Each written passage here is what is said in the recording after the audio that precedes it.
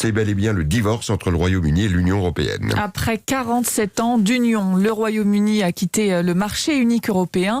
Il y aura des conséquences pour les voyageurs, les travailleurs, mais aussi les footballeurs français. Avec le Brexit, la richissime Première Ligue anglaise a quitté le marché de la libre circulation. Résultat, la Première Ligue, pourtant très friande des joueurs de Ligue 1, ne pourra plus recruter comme bon lui semble, Julien Froment. Pour espérer jouer en Angleterre, il faudra désormais être majeur et remplir une sorte de permis de travail à points qui prendra en compte plusieurs critères, comme le classement FIFA de la sélection du joueur, ses matchs disputés en Coupe d'Europe, bref, son attractivité. Alors pour des stars comme Mbappé ou Neymar, pas de problème en vue. En revanche, pour les autres, ce sera quasiment mission impossible, ce qui n'arrange pas les clubs français.